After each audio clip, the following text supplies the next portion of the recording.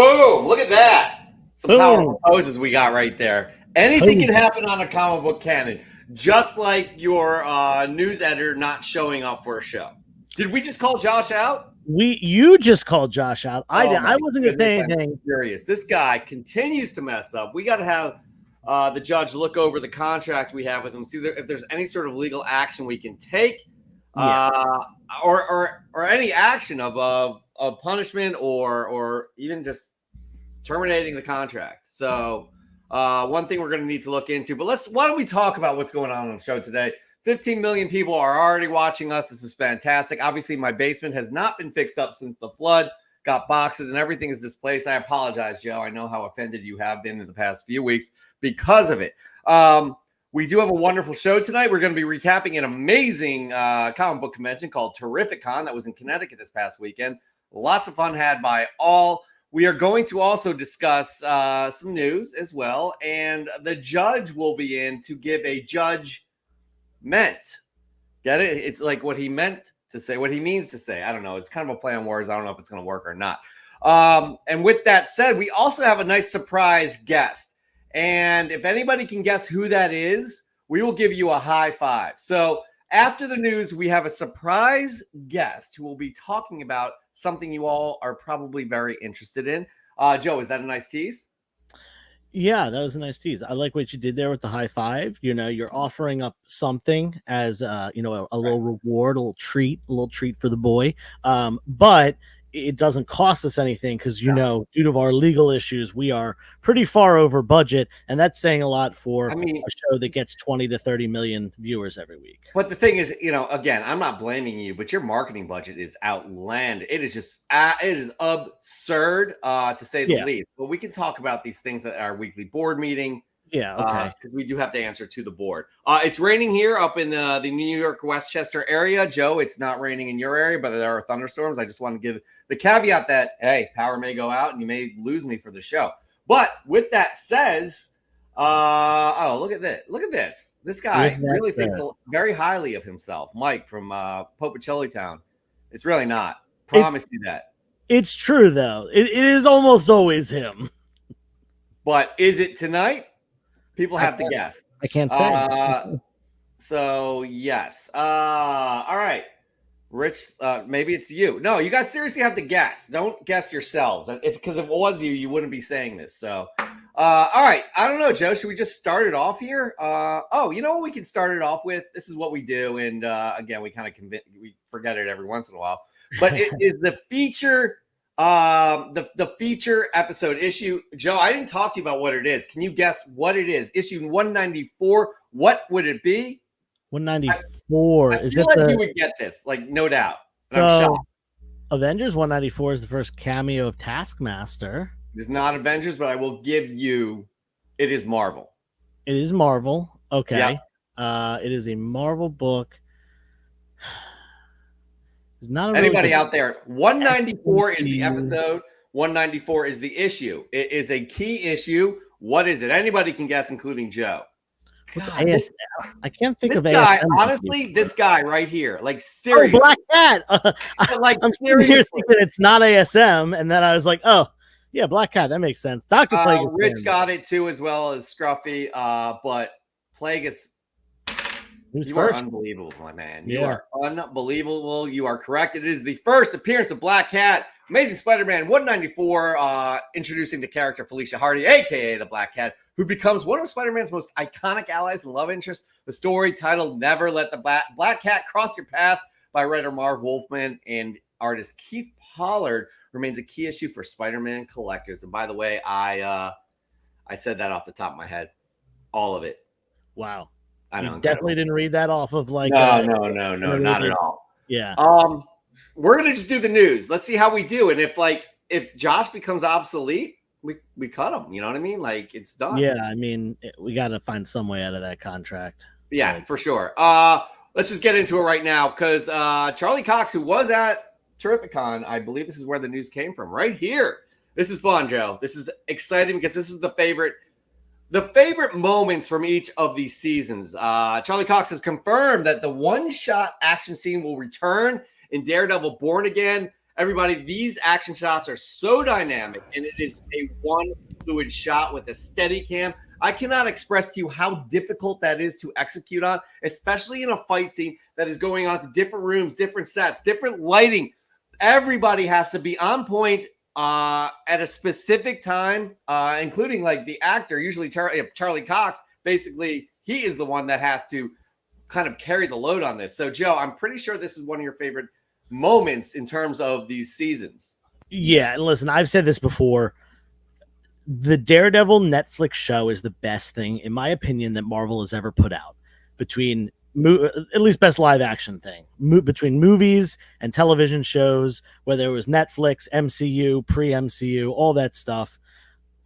I love the Daredevil show, and one of the coolest things about them is these, no cutaway fight scenes. It's all one continuous take, and I can't even imagine how difficult they are because I film content, I film reels and videos and stuff, and man, I like have to do sometimes 5-10 takes for things. I can't imagine being in, they're often fight scenes, like that hallway fight scene from season 1 Insane. of Daredevil.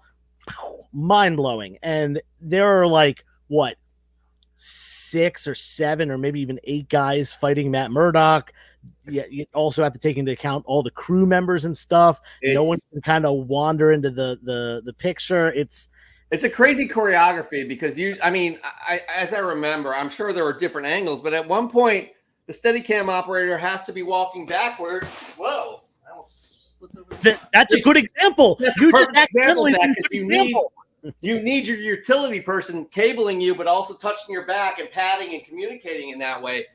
On top of the fact, everybody has to be, the choreography has to be on point. The lighting has to be on point because there's specific times they cross over. They got to turn a light off as they walk through a scene. It's outstanding. And I wonder if you're so a typical viewer is so immersed in the experience, they probably don't realize it's one fluid shot, right? But it is a badass fight scene that they do execute on. So it's very happy to hear that this is coming back again. Yeah. Listen, I have immensely high hopes for this show. Mm-hmm. But that's not all the Marvel news that we have. That is definitely not all the Marvel news because we have a huge one. Actually, it's all Marvel news. I mean, not unfortunately, but we're gonna get to some more, including this right here. This is a big moment again. Another R-rated film, Joe, that has done what? The second ever R-rated movie that has surpassed $1 billion in the box office. It happened back in 2019 with the Joker movie that I really love. And I love talking about that fact. That's just an interesting fact about that movie.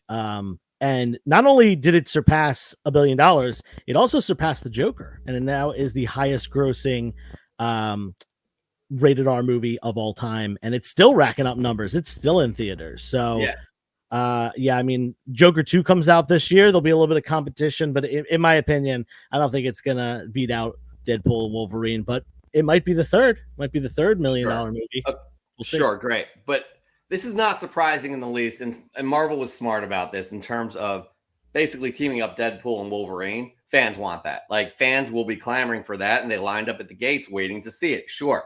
Then, leading up to the film, you had these rumors about cameos, and these cameos it was actualized and people see it on screen.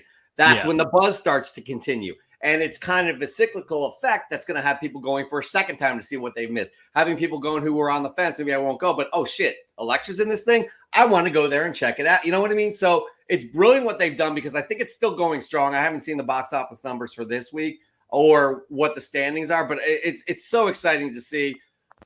Like, the 12-year-old me never would have thought something like this would ever be possible. Mm-hmm. And here we are watching such a dynamic film as this, a fun movie. I'm not saying it will change your life in any way. Right. It may, but it was such an entertaining and fun movie. I loved it so much. And I love the success we're seeing here. And obviously, the number crunchers and people who make the decisions creatively and business-wise are going to, continue. Hey, let's do something not only just for fan service, but have a good film behind it as well. And they definitely succeeded in that respect.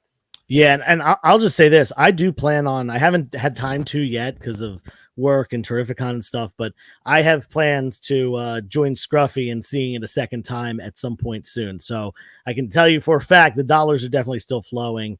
I have friends that saw it for the first time this weekend. More casual fans and stuff like that that wanted to check out the movie. We got Caleb in the chat saying that he's finally going to get to see the movie next week. So yeah, the numbers are still rolling in. This movie is certainly going to stay in most theaters until at least the end of August, if not, part of September as well. For sure. Yeah. And again, super excited. I want to see it again in the theater for a second time. We'll see if I have time. Actually, maybe this week I'll be able to do that. Yeah. By the way, I'm seeing a lot of new names. I could be wrong. Yeah. But if you're new to the channel, please like and subscribe. Again, you're one of 19 million people watching currently. We are the most popular live show on YouTube. And they beg us to stay each year, and it's wonderful again. But our marketing budget alone is what kind of drives us out. It's a long story. But anyways, Jeff, I haven't told you this, but anytime I share any content posted on the Comic Book Canon Instagram, my fee for that, it's $10,000. So that's where our marketing budget is mostly going to. We don't have to get into specifics about this, about how much you put in your pocket, how much I put in my pocket, how much we take from Josh's pocket. You know what I mean? We don't have to talk about these things, right? Josh isn't here to defend himself. It's fine. Nobody's business here. But let's move on to the next story, shall we? By the way, Danny and Tessa haven't seen the film yet. Okay, you definitely need to see it. But I am so happy because we are going to learn a little bit more about Danny and Tessa in the upcoming Popcorn this episode. Yet another reason to hang around. We got a surprise guest. We got Popcorn coming up. We have Josh missing. And if anybody's seen him, please let us know his whereabouts. Broke Boy Comics. It was great meeting you, by the way, Noah, at Terrificon face-to-face. All right. So here we go. Our next news story. How do we do it? This is some not so great news coming up. Yeah. If you remember, right around the time X-Men 97 was coming out, it was announced that Bo DeMeo, who was the showrunner, he kind of was separated from the project in that Marvel announced they would not be continuing with him, that he was not going to be working on season 2 as planned, despite having already penned it. And he was not at any of the release, wasn't in any interviews, which you would think any showrunner is going to be doing. There hasn't been a lot of information. I mean, that's a big sign right there that something is seriously not right. Yeah. And as as time went on, like no answers really came to the table until this week. And we got a kind of an announcement from Marvel saying that he was canned due to some inappropriate actions, sending photos of him mostly nude to his staff in these like poses, kind of dressed as superheroes, but just doing stuff that a boss should not be doing. He's also alleged to have groped an assistant and been otherwise off-putting and potentially as far as abusive to other staff members of the show. He had actually spoken out as well, and I think the reason the Marvel came out about this was because he actually tweeted that he was fired over a tweet that he had put out of a drawing. It was for Pride Month, and he's dressed up as Cyclops without a shirt, or it's an image of him dressed up as Cyclops without a shirt. It didn't look like that. It wasn't outlandish by any means. No, it was a drawing. It wasn't him, like a picture of him. It was cartoon. But yeah, so obviously, I think Marvel was trying to keep it under wraps, and he said something, and they basically were forced to defend themselves. Now, nothing legal has taken place. We don't know. This is a he said, they said situation here. So I'm not weighing in on it as far as who I believe and who I don't. But I mean, if you are in a position of power, it's definitely important to treat people fairly and appropriately, especially when you are their employer. Yeah, again, they're pointing fingers basically. It started with Bo sending out it's like, is it a coincidence that I tweeted this thing during Pride Month and then I was canned? I don't know. I don't think so.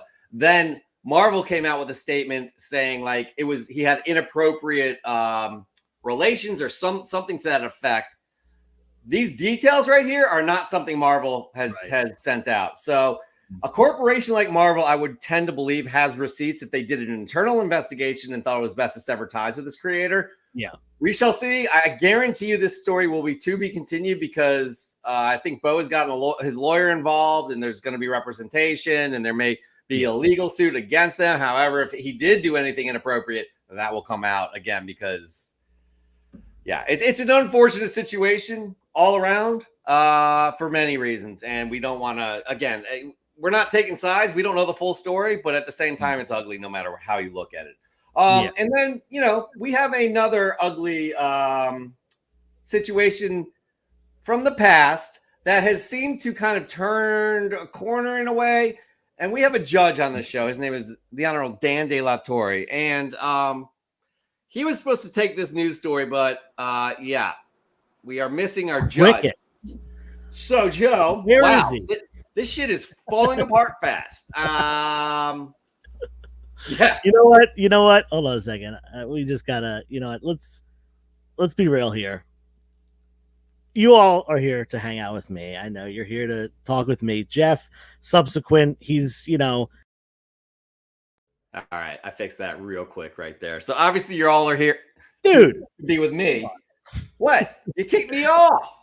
Now we stalled enough time and Dan is back. Hey, Dan, how you doing? Hey, I'm sorry. Getting some more lemonade. Been so Dan, I'm glad you're quenching your thirst with some lemonade. It is summertime.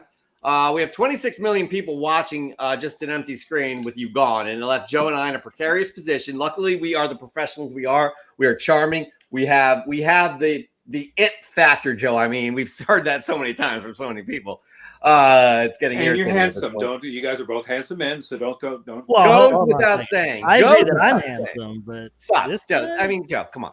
Anyways, Your Honor, we set this whole news segment up, and here you are getting lemonade. So better late than never. Glad you're here right now because we have a surprise guest coming up after we do Josh's rumors report, which Josh will not be able to do because he's not here right now. So it's a mess of a show. And we apologize for all you first-time listeners, watchers, what have you. Please like and subscribe. Joe and I run a tight ship, and we fire people pretty easily. So, but in all seriousness, there's something you need to get off your mind here, Mr. Judge De La Torre. And it's the situation with Jonathan Majors, his firing, how you can see it as hypocritical within the industry itself. So with that said, we're going to put you full screen and you take it away. We have a few images. You're going to need to cue me up because we did not rehearse this. That's fine. I'm also going to do this in the context of my own show. So you guys don't get in any legal trouble. The Comic Book Corner show. So that's the segment it'll be in. So it'll be a separate thing. All right. So if there's any blowback or anything, it won't go to you, it'll go to me. So that's how we're going to handle this. So. Getting our lawyer on the phone as we speak, but go ahead, whatever you got to do. So, thank you for okay, I'm ready to go. Let's get into this here. This has been bugging me for a long time. Well, everyone, thanks for joining. Welcome to the Comic Book Corner Show. I'm Dan De La Torre. Thanks for joining us this evening. The big reveal last month at the San Diego Comic-Con was Robert Downey Jr. being named as yet another prominent role as Dr. Doom, one of the most powerful villains in all of comics, including Marvel. Now, this sparked an impromptu interview with a TMZ reporterette. And she was asking Jonathan Majors, she caught up to him coming out of a coffee shop, and she asked some very poignant questions. The main question that she had asked was that, how does he feel now that, knowing that Robert Downey Jr. has had a history with some troubles with the law, back in the 90s, back in the day, but he was still given full forgiveness, full a path forward to success. And Jonathan Majors, who also has some recent troubles with the law, was turned away. Jonathan Majors answered the questions as politely and respectfully and carefully as he could, but you can tell he was very much hurting. The community, especially the comic community, seems to have accepted the way things are. They've accepted Robert Downey Jr. And by the way, this is not a criticism of RDJ. I support him. I like what he's done. He's turned his life around and so forth, and that's fine. But you can tell that Jonathan Majors was hurting. He wants to come back to the big screen. Now, so let's look at what's going on here. For those that don't know, Robert Downey Jr. years ago, back in the early 90s, after beginning a very successful career as a young man, got into some trouble, some drug problems. He got hooked into, I don't know what kind of drugs they were, they never described, but this started to have run-ins with the law. Now, he was arrested a number of times. I can't find out exactly how many times for driving under the influence. Now, this happened obviously more than once, because at the last episode where he was arrested, he was put on probation after a legal battle and so forth. Remember, he has celebrity status and he has money, something a lot of us don't have. But regardless, he was put on probation. That ended, I believe, in 1995 when he was arrested yet again for the same charge. It was a driving under the influence, a weapons charge. He had a concealed weapon, and the violation of his parole. All of those are felonies. Those are very serious charges, and this judge that he dealt with said, "I'm tired of your excuses. You're going to prison," which he did. I don't know how much of that 3 years that he served, but somewhere along the line, he was pardoned. He was pardoned it was a very controversial pardon by a very controversial governor, Jerry Brown of California. Now, Brown's rationale was that, oh, he's a great actor and needs to be back on the big screen, so on and so forth. Those are not rationale for pardoning someone, but it is what it is. Bottom line was that Downey Jr., to his credit, did turn his life around. He got off the drugs, he cleaned himself up, and he made himself more than presentable to be brought into the MCU for the first time. And his first movie was Iron Man, which debuted in 2008, and he's been a success ever since. The TMZ reporter asked him about that, and also Ezra Miller from DC. He's got a number of different problems that are still looming over him, by the way, very, very serious charges. Jonathan Majors' charge was a misdemeanor charge. And it was, if you want to look at the misdemeanor and the felony, they're very, very different charges. Felony is a very, very serious charge. You get usually prison time for a number of years. Misdemeanor, you can walk out after the hearing, maybe a fine, maybe a few days in jail, that sort of thing. It's a minor charge, but it's the charge that got everyone riled up, and it's the charge of assault and battery of a woman. And this is where I see the problem with the community. They have sort of switched out the nature of the charge versus the severity of the charge. In other words, the misdemeanor charge and this felony, they're thrown out the window. It's the assault and battery of a woman, which is why people are accepting the fact that Jonathan Majors is no longer in the MCU. But looking at the case itself, this was nothing more than a shoving match between him and his ex-girlfriend. I forget her name. They're out drinking, having a good time. Things got out of hand, and it became, again, a little hostile. But nothing to the fact where she was, he didn't smack her around. She wasn't hospitalized with severe injuries, that sort of thing. And keep in mind, Jonathan Majors has had no criminal record on any level. I can't even find him having a speeding ticket. But it's the action of her making a complaint. And again, her lawyers sought misdemeanor charges, not felony charges. There's a big, big difference here. But Jonathan Majors is being treated like he is a serial assaulter. That's not true. Now, Robert Downey Jr., again, this was 15, almost 20 years ago with his DUI charges, driving under the influence. Ask any member of Mothers Against Drug Driving what they think of that sort of charge. These are women that have lost children. They've died because of drunk drivers. So the severity of that needs to be kept in mind. But instead of the forgiveness that the MCU has given Robert Downey Jr. in a clear path to success, Jonathan Majors has been shown the door. That's where I have a problem with this, because I have never, in my 60 years of life, ever seen someone's career ended by misdemeanor charges. Now, these charges can be reversed because the MCU said that they are basing the dismissal by the misdemeanor charges. If Majors' lawyers get those charges reversed, will he be accepted in? Probably not. They've already recast the character. It's a double standard. This is a huge double standard, and this is what this TMZ reporterette pointed out. There needs to be some formal address to this. I think the suits at Disney, Kevin Feige, have said nothing. They've kept quiet about this. The double standard is horrific. I say that if they're going to give someone like Robert Downey Jr. a clear path of success, forgiveness, and notoriety, they should at least give the same thing to Jonathan Majors. And I'll say one last thing, and I don't say this very lightly. The optics of this look horrible. Jonathan Majors is a black man. and he has not been given the same treatment as his counterparts. So Disney needs to talk about this, come up with some resolution, and at least express to the public.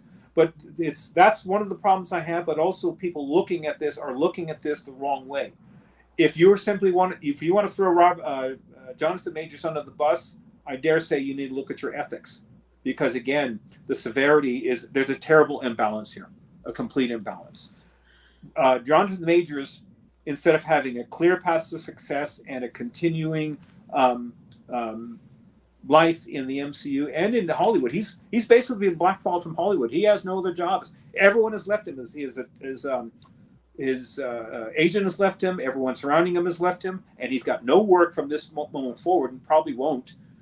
Instead of having a great path to success, he faces the nightmare of any actor in Hollywood, and that is to be a forgotten footnote in the history of Hollywood. For the Comic Book Canon Show, I'm Dan Delatorre. Thanks for joining us. That's my opinion. Anyone who wants to weigh in on this, please weigh in the chat. If you're watching the rewind, express your views one way or the other. I'll be happy to answer each and every one of them. Yeah, thank you, Your Honor. Go ahead, Joe. One of the things I just want to say real quick, because Dan, you went into great detail there, is that a couple things. I mean, totally. There's definitely an injustice, justice imbalance in this country. I think we can all agree with that. But even more so than that, one thing that really is different here is that Robert Downey Jr. had dealt with his stuff 10 years prior, and as far as that goes, he had proven himself to be an upstanding member of society by that point. I also think that despite Robert Downey Jr.'s felony charges being felonies versus misdemeanors, I think that there's been a big shift, maybe not legally, but just in the consensus and stigma against drugs and alcohol, and that addiction is now seen certainly more of as a mental illness as it is, and therefore crimes involving addiction typically are more forgiven by people, because often when people are able to battle their addiction and become sober and live in a sober life, those crimes just stop altogether. I think this is a time will tell thing. I certainly don't think that when Robert Downey Jr. was in court in handcuffs on live television that anyone thought he would go on to be one of the highest paid actors of all time, but he is. And it really could be the same for Jonathan Majors. We don't know right now. Yes, he's high and dry for sure. 10 years from now, is he going to be cast as a major character in the DC universe or something? Maybe. Who knows? Well, 10 years is a long time though, and again, in Hollywood, it's like you've got to act when you have the youth and you have the ability and so forth. A lot can happen 10 years from now. Oh, not necessarily. We don't have time to debate going back and forth because we do have to get moving on the show. I definitely respect your opinion, Mr. De La Torre, or Your Honor, and I see where you're coming from a lot of the things you've said. We do need to close this up because we could go on for a long time about this subject. I have an opinion as well. I think it's time we should move on. And again, as Joe said, time will tell. I agree. There are many injustices being taking place in this country for many reasons, and color is one of them. And I don't take that lightly at all. But there's also a court system. I do believe he was found guilty by a jury. Is that correct?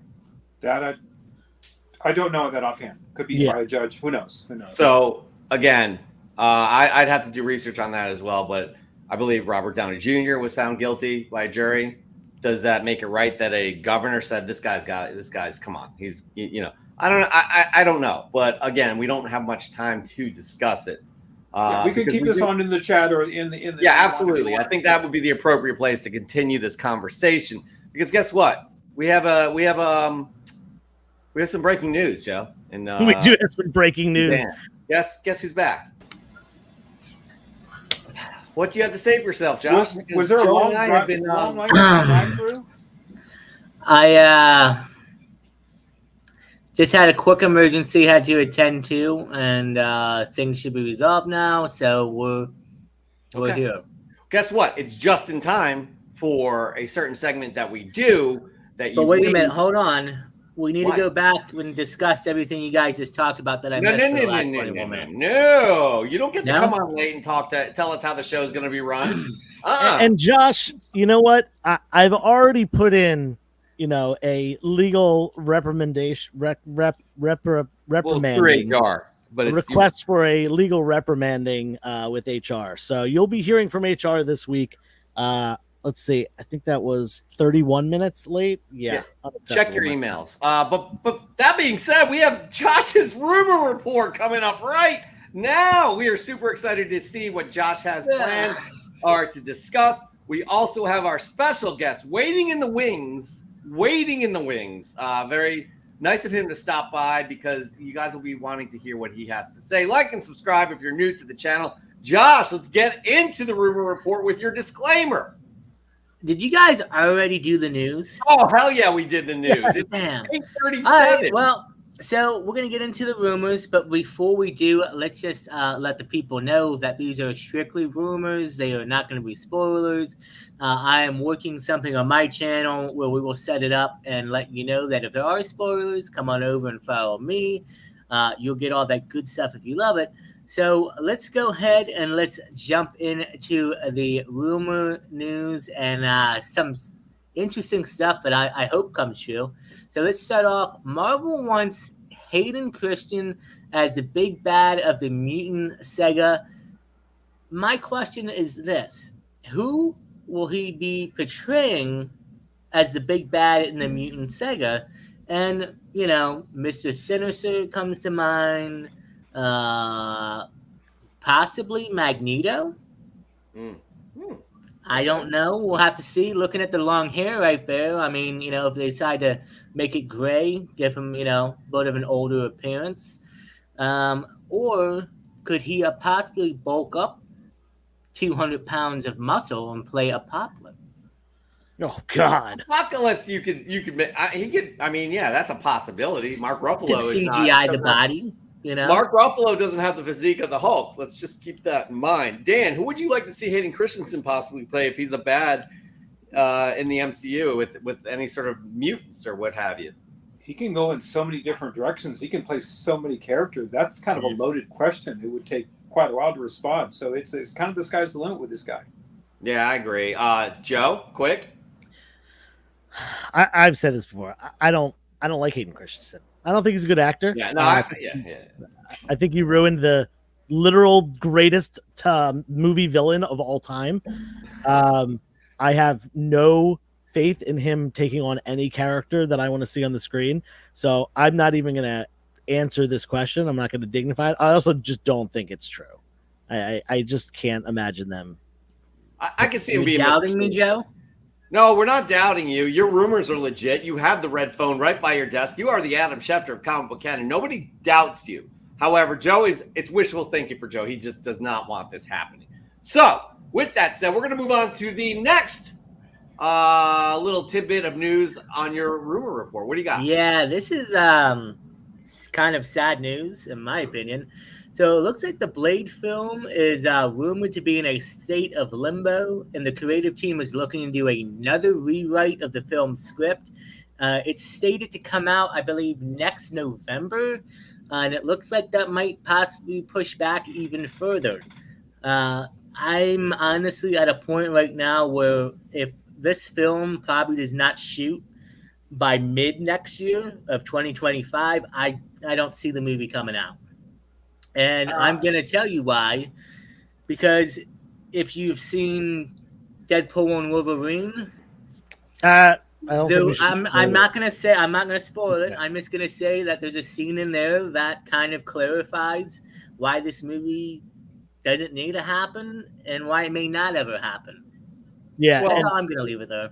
I'm going to say right now, too, if they don't start filming next month. No Deadpool and Wolverine spoilers in the comic section, please, guys. Yeah, we'll give it a couple more weeks at least. But I will say, if they don't start filming in the next 2 months, this is not coming out next year. Fact. It's a big budget. It's a movie that will need special effects. That will obviously, if the script is not in shape to start shooting, it's going to be a major problem. So, does anyone know who's writing and scripting and putting this whole thing together? There's been a revolving door. Yeah, Director, writers. There's literally been like five or six different people brought in to do the script, and there's literally like 3 or 4 new people currently writing one. And I don't know. I guess it's just not up to par with what they want, and they're redoing it. I just had this conversation about 3 hours ago with Steve Englehart. It was at the Galaxy Comic-Con in San Jose. And he was a gifted writer, and he worked hand in hand with Roy Thomas. I believe Roy helped put that together.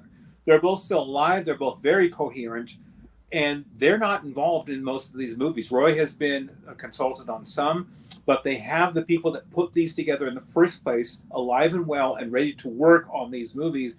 The MCU is not tapping into them. They're grabbing people, it's seemingly off the street or people that are up and coming in the company, rather than the people who understand what the fans want. And this is a big problem with Marvel. This is a big problem with Star Wars, because again, they're doing the same thing. They're not bringing the Lucas type, attitude or profile for the Star Wars movies. They're making a huge mistake, and the fans are just very, very disappointed. The frustrating part is that the talent is there. It's there for the taking. These guys are ready to work, but they're just not being tapped into. And kind of to not go against what you say, but kind of show the other side of the coin here. DC just put out Cape Crusader, and not only did they, get Matt Reeves to work on that, who worked on, the Batman movie, and J.J. Abrams, who has tons of experience in the medium, but they also went back and they got Bruce Timm, who worked on comics and the original animated series. And I don't know if you looked at the credits, but one of the producers of that show is Ed Brubaker, one of the great comic writers of this millennium. Yes. Mostly known for his work with Marvel, specifically Captain America in the early 2000s. And he's working on a Batman television show. And that show, I'll say it, that show is good. Well, he's originally DC. What's that? Brubaker. He started out on Gotham Central. Yeah, he worked on DC plenty. Yeah, but he's known. Like, you think Brubaker, you think Captain America. Captain America for sure. Legendary run. All right, we're going to move on to the final report here. Running a little bit late on the news. And Josh, this should make everybody happy. This is one out of all of my rumors. I'm hoping this one is true. I think it's a no-brainer. I think it'll happen. But Daphne Keane. Daphne, my bad. Daphne Keane is reportedly set to return as Laura X-23 in Avengers Doomsday and Avengers Secret Wars. I honestly think it's going to happen. It's kind of a spoiler, but not. She was in Deadpool and Wolverine. You saw her in the trailer. I love seeing her return. The actress is now older and literally looks like Laura from the comics. Personally, I would like to see her not only return for the 2 Avengers films, but let's just say at the end of Secret Wars, if Hugh Jackman is finally ready to move on and he hangs up the cowl and the claws, pass it on to her, let her do the all-new, all-Wolverine run.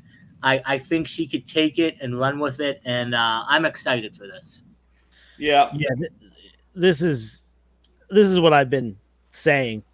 Replacing Hugh Jackman is a really difficult task, especially a character that's so popular, an actor that's so beloved in the role. I think it makes sense to not have a Wolverine, not have a Logan rather, and have a Laura Kinney Wolverine, because she's proven herself. She proved herself at age 12, 11, whatever. She proved herself again at 18, 19, however old she is now, and I have no doubt that she would absolutely kill it in an ensemble cast for X-Men and tied in with the Avengers, whatever it may be.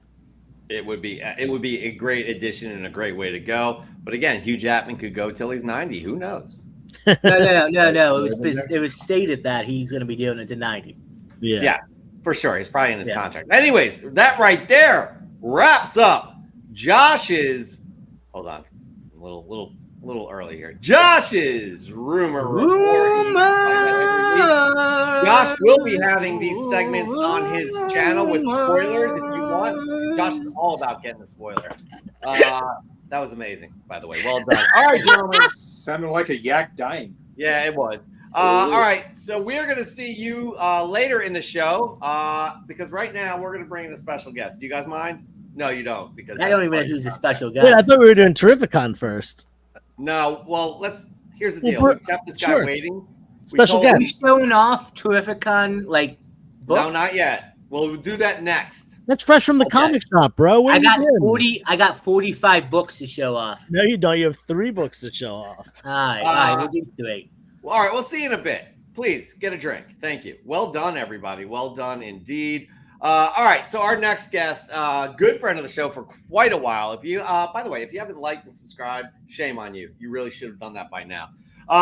But yes, our next guest, great friend of the show, big supporter of the show, a big supporter of getting you all being able to get potentially free things, and those are free slabs, right, Joe? I would say Ooh, they're they free. are. EGS slabs. Nobody guessed who it was except for Pope of Chillytown continuing to think it was him. Still need the secret special guest link, also the rundown of what we're talking about. Thanks. Yes, please welcome to the canon, not Mike, Pope of Chillytown, but Tony Trombetta from EGS. What's going on, guys? Look at this. Look at Plagueis taking credit, by the way. Again, I don't know if he got it before I said it, though. I don't think so. I don't know. It depends how bad the delay was. Well, granted, his track record kind of states that he does. Tony Trombetta, thank you for joining us as a special guest that we didn't even promote, but you're in front of 28 million people. We have some stuff to talk about with EGS. We apologize. It's taken so long to get to it, but you see the show has been an absolute mess, and you know. This has been deep, guys. This show has been really Right? deep so far. All over the place, talking about deep topics, but also wondering where your coworkers are. People leaving for lemonade every once in a while. I don't know what the hell is going on here. But thank God we're here. We're here with you because we are in the middle, well, a little bit over the middle of August. And what is August to EGS? Well, August to EGS is our customer appreciation month. So I wanted to just jump on here real quick to let everybody know you've got 2 weeks left to get those submissions in and save a ton of money. For example, if you have a modern book, you can get a modern book graded with your choice of any EGS colored labels, any of your choice. And even if you had, say, a signature, you needed 1 signature verified, for the month of August, it would run you $20. I mean, so that's just an example of the savings that are going on right now through the month of August. So, just everyone out there, definitely, if you haven't tried us before, I would suggest getting on board for this month and take advantage of it and, send us in some stuff. And to everyone else who has used this before, now's your time to really, save a bunch of money because the savings are huge. They absolutely are. And we appreciate you greatly for making Fresh from the Comic Shop what it is. This counts as a modern book, doesn't it, Tony? Look at that gorgeous book that you and Spider Dude have given for the month of August. Again, you all need to check out EGS. Link is down below. There's no excuse not to check it out and just be like, hey, I want to get these books done. I have books done. Joe has books done. Dan definitely has a ton of EGS books done. Many people in the community can attest to the fact that EGS, honestly, if you're looking for the personal touch, EGS is the best. And their cases, we've said this before, I like the feel of your cases, Tony, better than CBCS and CGC. So just throwing that out there. We don't bullshit here. We don't we walk the talk or talk the walk or whatever it is, but we mean what we say. Well, I mean, you've even got a personal judge that's a part of the show. So, I mean, how much more do you have to? I mean, how more legit can you be? Can you not be? I mean, exactly. Who will be taking full advantage of this sake? I hope you're giving sake, by the way. There he is. Look at that. Now that right there, since it is a Silver Age book, would be with that label would be $20 because there's no signature on that. So that would be a $20 book right there. Damn. This month. It would only Goodness. be $20. I didn't do that, Joe. I didn't do that either. Sorry.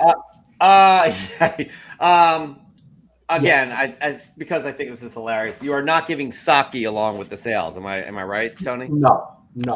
You probably can't ship that cross border anyways. It's illegal to do that with alcohol. Yes, I'd Don't be in buy- big trouble. There's no free sake with your EGS order, but it will be worth your while to get it done still. Look at that. Beautiful.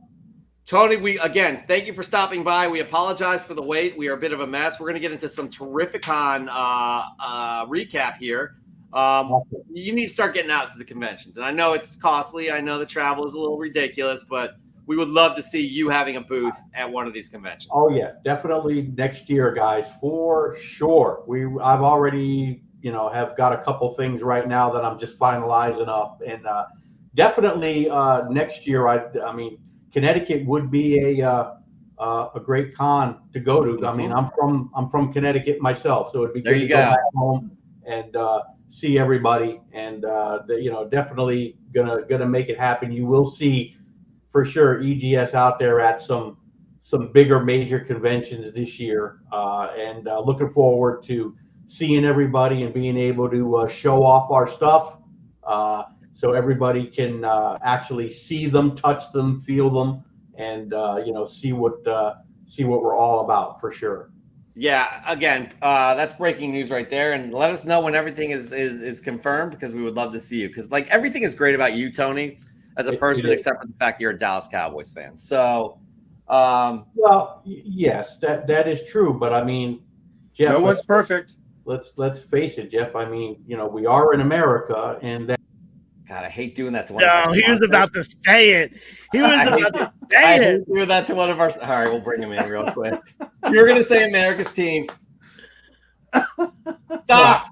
Will you, Jeff? Will you at least agree with me? We have America's cheerleaders. No, Eagles cheerleaders are hotter.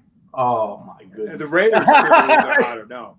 All right, we're going off the rails here. It was such a great interview, special guest appearance, and now here we are. Apologies for this, but Tony, thank you so much. Link is down below, everybody. We'll be talking about Fresh from the Comic Shop and how you can win one of these amazing EGS slabs with a Spider Dude comic as well. So, Tony, thank you very much. Jeff, before Thanks. Tony goes, I already told Tony this. He knows it's coming. Stay tuned for Fresh from the Comic Shop, because one of my books that I recently got actually from Tony is going to go back to Tony to get graded by Tony. So we'll talk about that during Fresh from the Comic Shop. That's going to be something else, because that book is amazing for sure. Can't wait for that custom label. Oh yeah. All right. I have a book I'm sending to you. I just have to acquire it first, and I will reveal it on the show. Tony, thank you so much. We will talk to you soon. All right, guys. Peace. Take care. All right. Always great having him on the show. All right, Mr. De La Torre, we're going to remove you, Your Honor, and bring in our news editor, Josh. So we'll see you a little bit later. Joshua, here we are, guys. Here we are. We're going to talk about Terrificon. How does that sound? I think it sounds great because it was wonderful. Joe, you kick it off right here. Talk to us. Terrificon was nothing short of terrific. This is a show that happens every year in Connecticut at the Mohegan Sun Casino and Resort. It's a really cool location because it's an all-inclusive place where you can hit up Terrificon, go to the con. You can go gamble if that's your speed. You can hit up any of the dozens of restaurants and eateries and stuff like that, and eat real food instead of like the typical con food, and all that within the same building. You can even stay there. You can stay overnight there on location.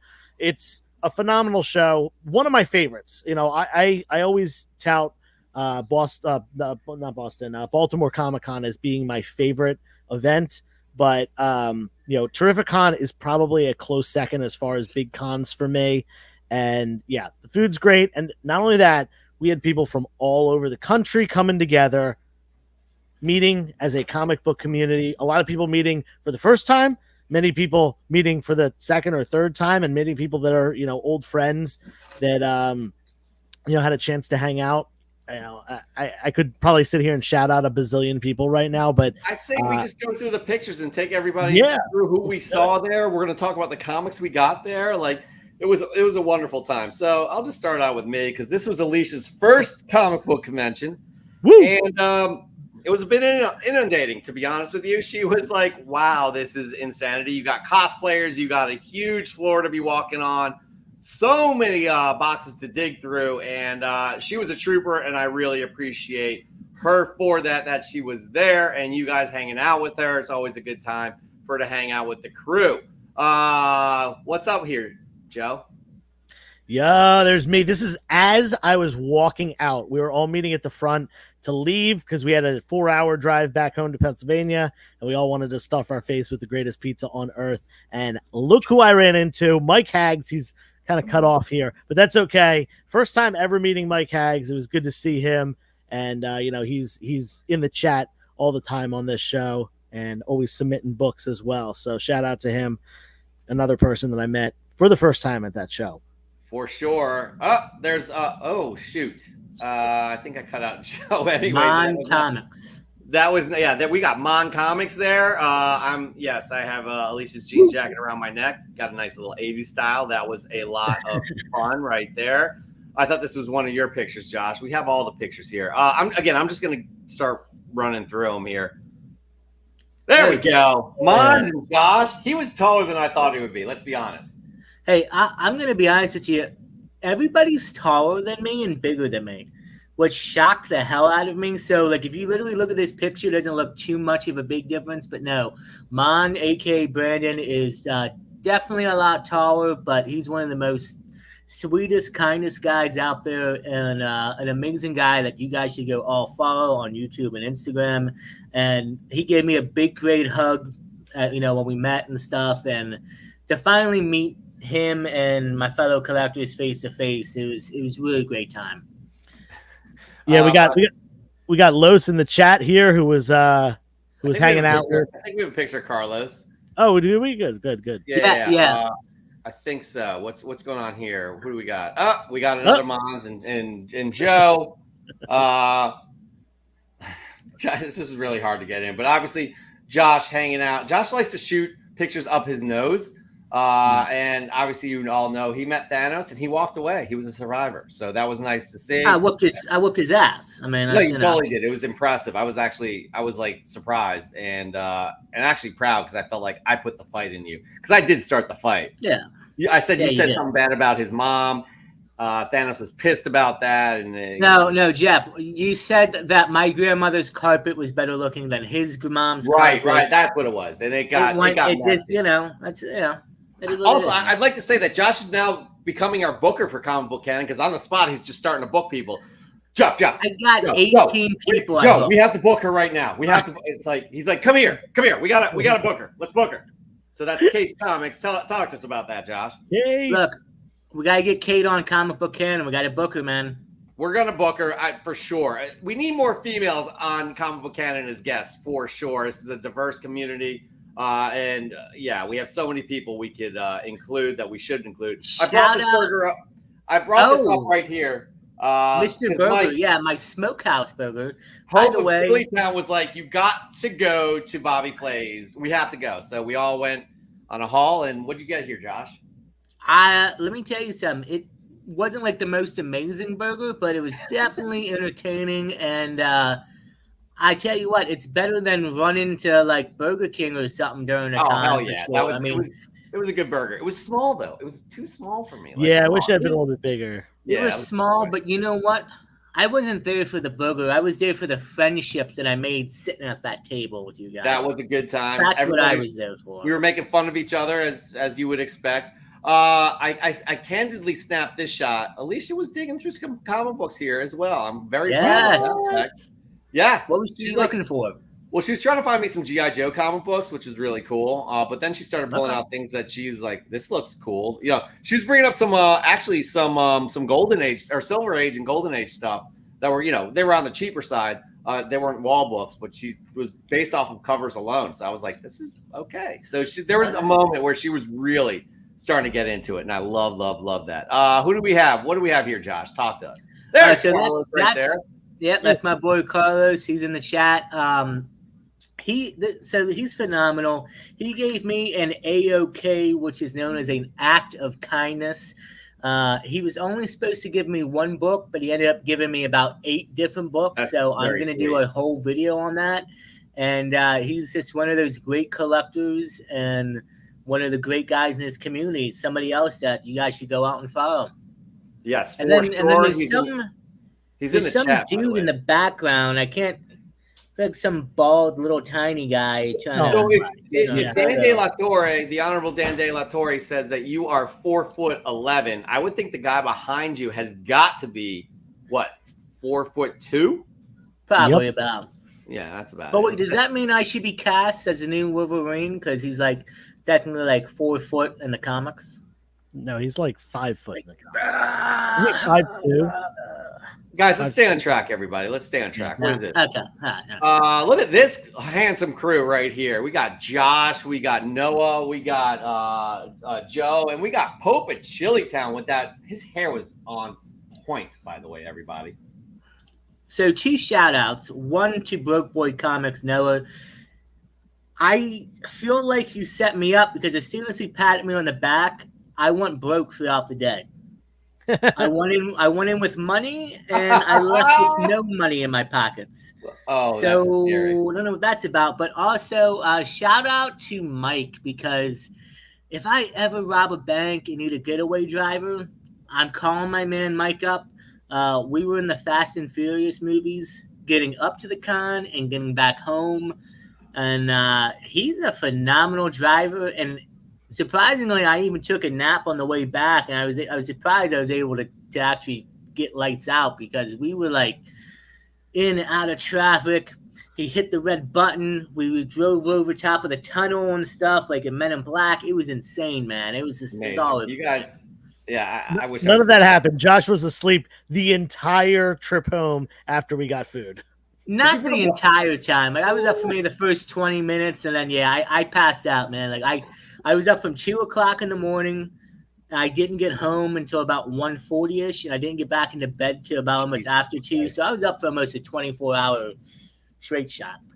By the way, Rich, who was also with the crew as well. I don't know if we have a shot of him, but he said he put a blanket on you, by the way. You were in a coma. By the way, Dr. Yon is in the house. Our guest from last week, by the way. Check out the rewind on that one. Who else? All right, we got what's going on here? Oh, yeah. I had to. I had to. You shrunk down and got in front of that comic book. It was incredible to see that happen. That's the closest I ever get to having a picture of Neil Adams. Well, rest in peace, obviously. Oh, look at this crew. I have a favorite part of this picture, by the way. Can I tell you what it is? Send that to me. Is it my face? No, it's the way Josh's arm is, or hand is on my arm. It's like we're together. Where's the It's other like one? we're a couple. I love it. I was trying to give you a kiss on the cheek at one point. I know. It was. that I mean, picture. do you know how many people tried to kiss Joe and I? Because obviously the canon, because we're the leads of the canon. Basically, it was just getting a little ridiculous. I'm like, I know you, Josh. I know you. We don't need to do this here, okay? And then finally, by the way, I want to real quick. I want to give a shout out to somebody who has not been around here, but Maz's Toy Box. Follow this account for some amazing pictures. We're going to feature one of the pictures in Fresh from the Comic Shop, which will not be eligible, I don't think. We'll see what the judge says. But Maz's Toy Box, fantastic stuff on the Instagrams. All right, and how do you cap off a successful Terrificon, Joe? Talk to me. How do you cap it off? There's only one thing that you can do after any event in Connecticut, whether it's a 3 Men in a Basement event, Terrificon, or you're up there for any reason. You go to West Haven, Connecticut, and you hit up 2 parties, a pizza. It is straight up the best pizza you will ever have. They double cut their pizza, so the pies are 16 slices instead of 8. I had 12. So I had what? That's 3/4 of a pie to myself. Absolutely delicious. Josh had it for the first time. Rich had it for the first time. Mike and me go every single time that we go to Connecticut for any. Basically, had a whole pizza pie. I had 3/4 of a pizza pie. Yeah, 75%. If you're doing the math right. We ordered 2 pies, Jeff. Congratulations on that. I did not make it there. Alicia and I had to leave early.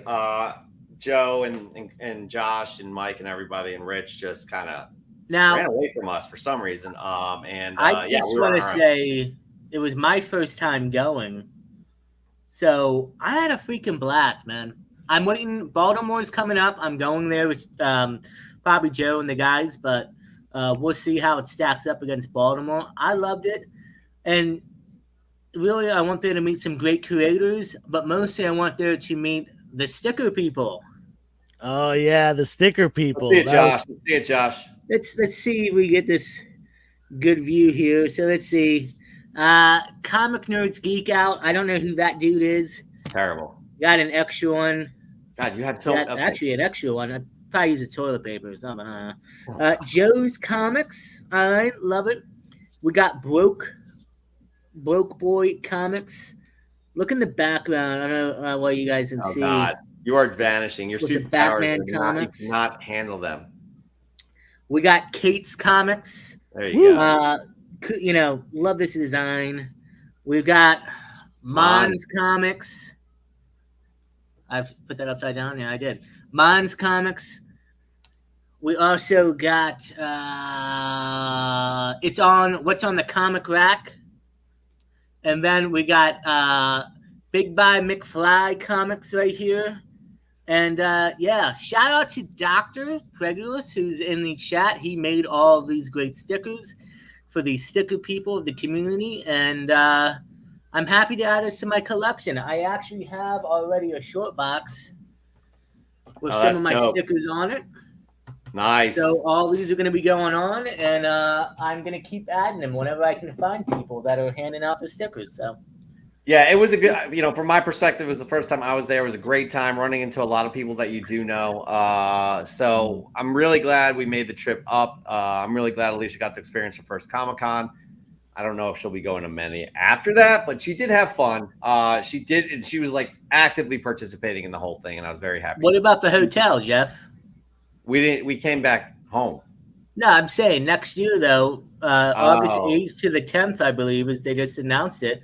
I thought we were going to get like a 2-bedroom hotel, or, you know, and split it between like 6 of us and everything. And oh, absolutely. I mean, I can't tell you what I'm doing tomorrow, let alone August 8th through the 12th. You can't tell me what you're doing about a year from now, Jeff? No, but it would be something I would be interested in doing, and maybe we'll do a live canon there or something. I don't know. Ooh. Yeah, who knows? Who knows? But right there, that is our Terrificon recap. It was really an amazing time. Yes. Really gathering around some just fun people that are part of the community in general, the comic book community in general here on YouTube. But seeing them in person is just a whole thing, and it never gets old. So, yeah. So looking forward to the next convention to be able to experience that yet again. Baltimore. When is Baltimore? Next month. Next month. Yeah. Yep. I think the 20th or something like that.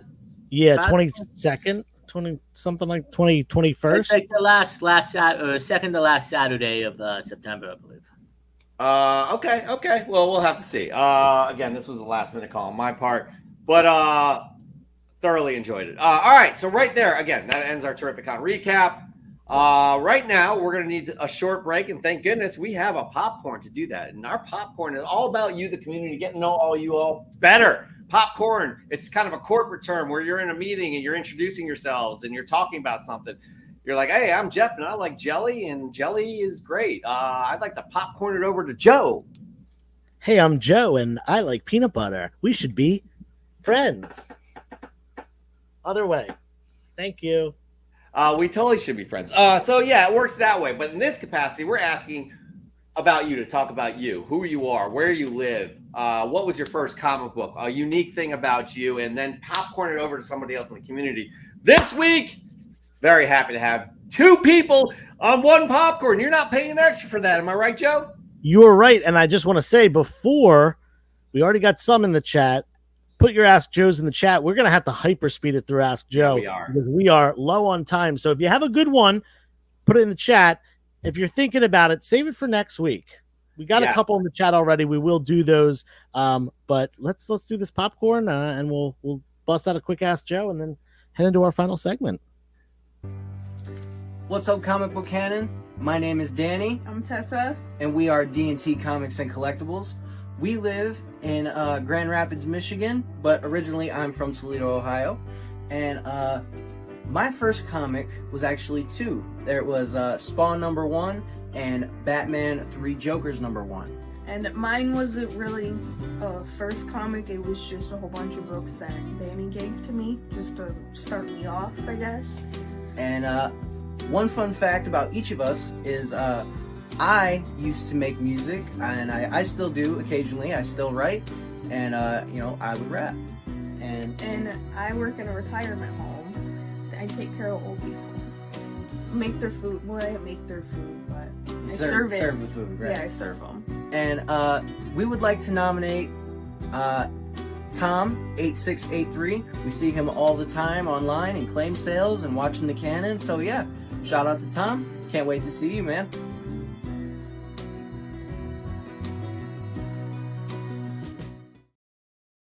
All right. Nice. Great to get to know Danny and Tessa. They are regulars here. We love hearing from them. We love seeing them now. I do believe there were some pictures. I guess Danny and Tessa had some pictures, I think maybe with one of their friends from the comic shops. But always great to hear about you and kind of your interests outside of comic books. And yeah, we have our next one on deck. It's I can't remember it off the top of my. I think it's Danny8386. We will get to you. We will send you the info. Tom8386, who he's been buying from me off Instagram, and we've been following each other for 2+ years at this point. And I don't even know what he looks like because he doesn't ever post pictures of himself. So we're gonna get to see him for the first time, hopefully.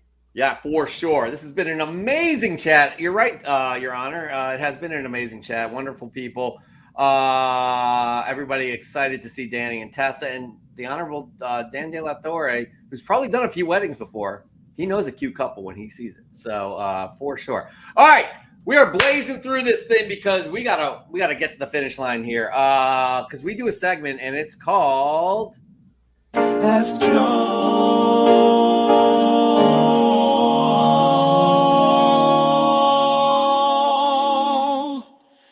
and Jeff. Jeff. You don't see Joe here, though. Or, yeah, you do see Joe, but you don't see Josh. Because he'll be back. Maybe. He'll definitely be back. Come on. We can't keep it. We love him. He's like our little brother, even though, we give him the noogies. You know what I mean? Anyways, let's get to Ask Joe and Jeff. Let's get to these questions right here. Cable Leland with a question. Ask Joe, Jeff, and Josh. Are people really not buying slabs and only buying raw books, or is this just conjecture?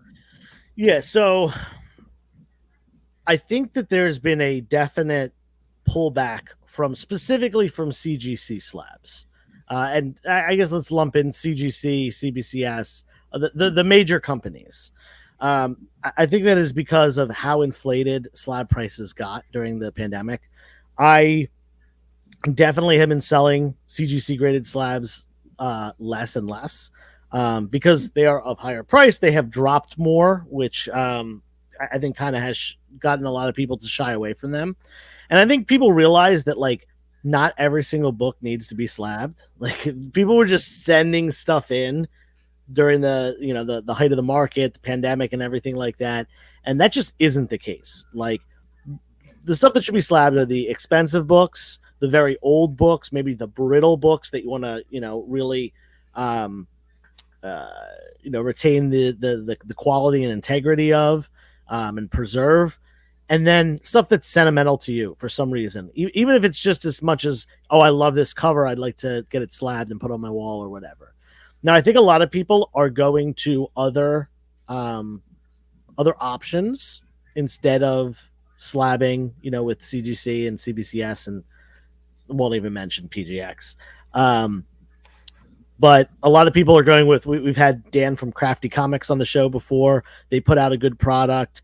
There's comic capsules, and these are ways to have a hard case on your comic book without getting it graded necessarily. Same with, we got Dan De La Torre, just constantly throwing his books into EGS slabs, making them look real nice. It's another option for people, especially people that want to get it graded to display. So yeah, there's certainly been a pullback on graded books. Are they still selling? Absolutely. There's always going to be, a good amount of people in the market that are buying graded slabs and are grading books, whether it's for their personal collection or to resell or to, invest in, have as an investment that they think will go up in value in the future. But there certainly has been a pullback from the height. In fact, I will say this: I don't think there's any less people buying slabs now than there were prior to the comic boom. I don't think that it was like a huge drop off after the comic boom, or I think it was a huge drop off after the comic boom, but I don't think like slabs are less popular now than they were in 2018 or anything like that. I think it's fair to say that people were introduced to slabs during the pandemic, right? When you had a lot of people going after collectibles, and I think that kind of increased probably a lot of the purchases. But again, you have a better finger on the pulse as to what people are buying in general and how interested they are in these.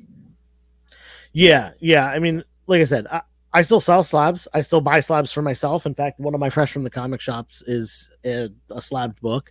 But yeah, it's just comics in general are not at the height that they were a few years ago. That's just the way it is. There's cycles to everything, and the massive uptick that we saw a couple years ago obviously was unsustainable, and it's gonna take some time to recoup from that essentially.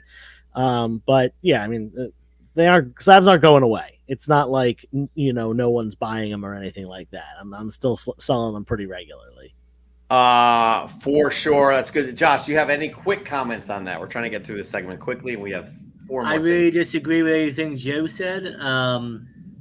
I mean, people are still buying slabs. I saw people buy stuff this weekend at Terrificon, Joe including himself. So I think if anything right now, people are just being more careful with what they're buying or only looking for certain things in certain grades. So if they're not finding it, I think it also has to do a little bit with, like, for instance, I saw a 9.8 Red Hawk for sale for $400 at Terrificon. Right next to it was a $100 near mint copy, supposedly raw. So it's also like, hey, why would I pay $400 when I could possibly buy it for $300 less, submit it, and only put in another $40, $50 into it, and now you have to spend that much. So it's like Joe said, I've only been collecting for a few years, but I think it's just about probably a little bit less people buying slabs, but I don't think nothing's really changed. It's still the same as it was, and it's going to be around. For sure. Well said. All right. Before we get moving here, we got Mike Haggs. You just missed your wonderful face right next to Joe's face when we did our Terrificon recap. So, hello. I'm sorry I missed you at Terrificon, but I'm glad you and Joe connected. Moving on to our next Ask the Boys. So, okay. I like this question here. Ask the boys, mainly Joe, how does it feel to be a liar, pants on fire, and not pick me up on the way to Terrificon? I was waiting at 3 a.m. for everyone. What was your favorite moment of the con? From Alexia, a.k.a. Spuds. Yeah, sorry, Lex. We're going to pick you up for the next one, but I do want to say this. If on any of you are local, we might be having an appearance from Lexi at the next Philly Comic-Con, which is only less than a month away at this point. It's September 15th. So, yeah, come hang out at the 360 booth, and you might get a guest appearance from Lexi if things work out.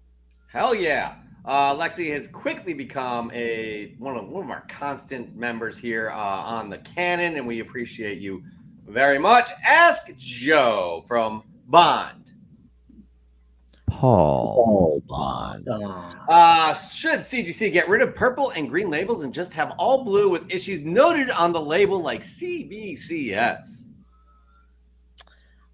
So yeah, Paul actually mentioned this to me today and said that he was going to bring it up during Ask Joe. I don't like that idea. I actually think CBCS they don't do purple, they don't do green, they annotate it, and in fact, CGC used to annotate it on the label in addition to the purple and green.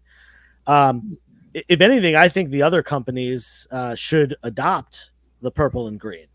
I think that it should be an industry standard to note that this book is restored, this book is qualified, or otherwise incomplete, and I think that can be really detrimental by taking that away. I think it'd be really detrimental to new collectors, because I've seen people getting into comics and not really knowing their stuff, and I've seen them buy green and purple labels, not realizing that they were restored. So the number will only go up.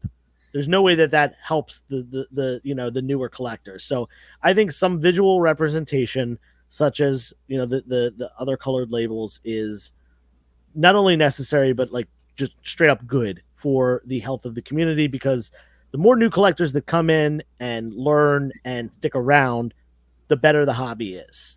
We saw a huge influx and a huge outflux of comic collectors in the last couple years, and a lot of them, part of the reason they outfluxed is because they got burnt on deals, whether it was buying stuff that they thought was of value that wasn't, buying stuff at the height of the market, or like we said before, this issue of buying a book and not realizing. And obviously, if you're spending money on something, you should know what it is. You should do your research.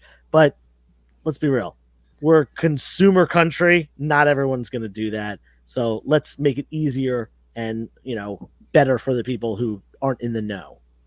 For sure. I agree with you. Again, I'm not as big a slab buyer as you and Josh, but I agree with this as well, because it's so easy for somebody new in the hobby, or even somebody who has been around for a while, to see a CGC slab blue label. If you don't have the purple and green online, there's no way for you to know. You can completely get burned in that way. Granted, you have some things that protect you with those companies, but still, it's a pain in the ass. So I agree as well. Josh, quickly, anything?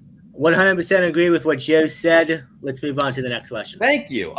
Broke Boy Comics. By the way, like and subscribe. You got 24 million people watching. I know not all of you liked and subscribed just yet. Ask Joe and Jeff. Would you guys do all 3 days at Terrificon? Would love to hang out with you guys more. Yeah, I certainly don't mind multi-day cons. I don't have a lot of free time in my life right now. My full-time job is very busy. And in addition to, putting out the comic book content, I'm also buying collections and selling and stuff. And then I've got life, my personal life and stuff like that as well. I like to go out and play Magic, and, got housework to do and other responsibilities. So really the reason that I don't do, multi-day and stay over for most cons is because I lack the time to do it. Maybe next year. Maybe things will change in my life, and I'll be able to do that.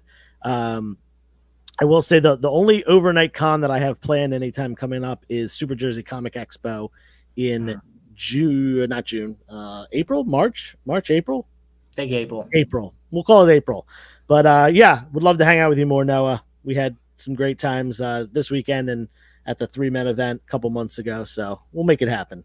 It's such a cool feeling when you meet these people in person, because it's shocking. Somebody will come up to you whoa, So Noah, even though I've seen him on the Canon, literally with the popcorn, I didn't recognize him in person. It was so weird, but it's really a cool experience. And again, Mike Hags, definitely sorry I missed you, but hopefully coming soon we'll get to connect. All right, and our last one right here. Ask Joe and Jeff, when can we, Danny and Tessa, when can we come on CBC as actual guests? Well, we have a whole booking process, and obviously Josh is starting to take the lead on that, even though we haven't negotiated this in his responsibilities. So he just books people on the spot, makes it awkward for everybody. But this is something we could talk about. Again, we're very sporadic with our guests. It's been quite a while. We have a long list of people that we're looking to get on, but definitely interested in having you on. Joe, anything you want to say to that? No, yep. Just we will eventually get to it. I've got a friend who's coming on soon who has a comic coming out. There's been some other people that we've talked to, so you're on the list. Don't worry. On the list. And by the way, that right there wraps up Ask Joe. I got one question. Go for it. Real quick. Joe, who is your favorite person to ride along with in the car to the con? That is a very easy question. Mike might be the best road dog that I've ever had for anything, and I've traveled with, I've toured in bands. I traveled a lot for Magic the Gathering tournaments over the years, and now I've been going to Comic Cons out of state for quite a while. Mike and me have done, I don't even know, a dozen trips to Connecticut at this point. Spending hours at a time in the car. And yeah, he's a pleasure. He's a good guy to have along for the ride. Keeps it entertaining, and we get in some conversations, whether it's comics or politics or just silly stories or whatever. So yeah, shout out Popachilli Town. By the way, I have to just highlight this. Not the answer Josh was looking for, Joe. No, you know what? Josh slept the entire way home. Listen, if he didn't pick Mike, then next time he's not going to be getting a ride. So I don't blame him. I would honestly pick Mike myself because I know Mike's driving and I need a ride.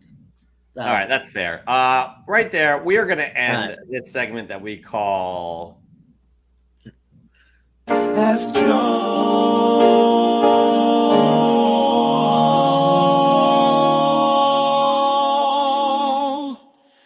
and Jeff. I love this. Yeah, right Jeff. here. See, hey, I love this right here. Is it wrong that I sing along with the Ask Joe jingle? Absolutely not. Absolutely not, Caleb. Please continue on with that. We love that so much. All right, Joshua, we'll see you back in a bit because right now we have to do this segment that we end the night on. Everybody is just waiting on the edge of their seats to get to this segment called what, Joe? I believe it's called French in the Cosmic Slop. No, fresh from the comic shop. Fly from the pressing salon. That's right. We ask for you for your fresh gets each and every week, and you do not disappoint. Post them up on the Instagram. Make sure to tag us in the actual picture, not in the description. We won't see it. And feel free to use hashtag FFTCS if you want. At this point, it's a little bit ridiculous. Actually, do it so we know it's a fresh from the comic shop, but hashtags don't really work on Instagram that much anymore. Ronsville's in the house shouting out the sticker people. Who's in the? Oh, look at Jim. Oh, look at Jim. That's another one we saw. We didn't get any pictures with Jim, though. Shame on all you people. I thought I did, but anyways. Sorry, Jim. We love you. That's right. Fresh from the comic shop. We ask you guys all to send in your fresh gets each and every week. As if like showing off your books in front of the community isn't rewarding enough. You could actually win a monthly prize just by submitting your book. You are in the running for a monthly prize from EGS Comics, the wonderful grading company, and Spider Dude Comics, the wonderful online company. You should be following both on the socials as well as click their links and purchase from them because it will be worth your while. And not only that, you get some special treatment knowing us Canon boys, right? Am I right? That's right. Get 5% off your EGS order using the code Canon5. Optional custom labels, free graders notes, fast turnaround times. EGSgrading.com. Again, guys, one of my favorites there. We talked about what grails we wanted this year. I'm going to be sending that. I'm buying it from you, Joe. I don't know if you know this just yet. And I'm going to be sending it to Tony Trombetta. Very excited about that because I have a great idea for that custom label. All right, we look for 3 criteria. I don't think we're going to go through the whole spiel right now because we got to get through this. It's been a long weekend, long weekend. But we look for send us a well-composed shot, well lit, set up nicely. Don't plaster it up against an ugly-ass wall and just take a picture in a dimly lit room. Don't put it on your grandmother's carpet with your jaggedy toenails peeking through as you take the picture like Josh did all the time before he got professional. No, we want to see well-composed shot. Have the picture relate to the book somehow. Get creative. Think outside the box. Joe, second piece of criteria. What do we got? Second piece of criteria is that it's going to be something unique, but it's very important to note that unique does not necessarily mean that it's, I don't know, $30,000 or something like that. It could be 30 cents for all we care, or $30 or $300, or it could be $30,000. We just want to see something we haven't seen before. You know, everyone's seen those ASM 300s. We love a good Venom, but come on, there's a million of that book out there.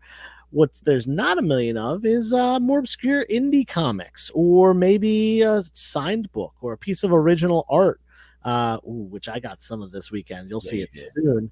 That being said, you know, I want to shout out Mark Leneker for always putting some great books out there that we've never heard of before, and often inspiring people to go search out those books for themselves, whether it's you know, Golden Age or just something weird. He's always doing it right. Jeff, what's the third piece of criteria? Third piece of criteria. I'm not going to give a complicated story because I'm just too tired to get into it, but and I'm just trying to remember what it is. The third piece of criteria is pull at our heartstrings, for God's sakes. What does this book mean to you? Does it remind you of a relative? Does it remind you of the first book you picked up? Was it the first book you picked up that introduced you to this wonderful hobby? Tell us what it is. Pull at our heartstrings. Make us cry. Try to make us cry. Tell us a story, and that goes a long way. So those are the three pieces of criteria we look for each and every week, where you move on to the semifinals and have the community vote for you. Moving on to the finals, again, the community votes on you. Now, speaking of those votes, I did not post that semifinals just yet. So just letting you all know that the semifinals are Raising Elm versus Goonish for the first semifinals. Last week's semifinals was Spuds Comics, and you'll be going up against whoever is this week's semifinals. And we have some submissions in here, but before we get to that, I want to show off the August book of the month right here. Oh, this is not good. I lost all of the May, June, or the monthly books. Oh, anyways, these right here is a wonderful EGS book and a Spider Dude Comics book. Right here, it's Elektra gracing the cover of Daredevil #8, the Alex Ross variant. Gorgeous, gorgeous, gorgeous in a 9.8. So that is the August book of the month that everybody will be fighting for. Alexia, I was telling people to go check out comicnerdsgeekout.com to buy all your nerdy, geeky t-shirts and stuff. And I went there this week, and all of it was gone because I haven't checked it since March. But you can get these fresh from the comic shop t-shirts, as well as Read Your Comics, as well as I Dig Long boxes. So feel free. The link is down below.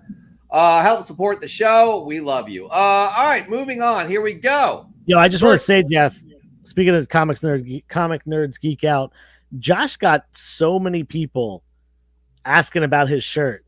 You need to get those out there. You need to maybe get a booth at a con. That's too much, Joe. I mean, well, I got my hat on. Oh, there we go. It's dirty. But I'll do my best to try and get that link out there. I have not. It takes a lot to do this stuff, man. And anyways, but I'm really mad that I missed all of our January, February, March, April, May, June, and July winners. I erased those by accident. Now we have to create them all over again, which sucks. But anyways, all right, we got Danny and Tessa, our popcornists. I like that. We should use that going forward. Popcornists, yes. Everybody who's been part of the popcorn, you are now a popcornist. Mm-hmm. I love it.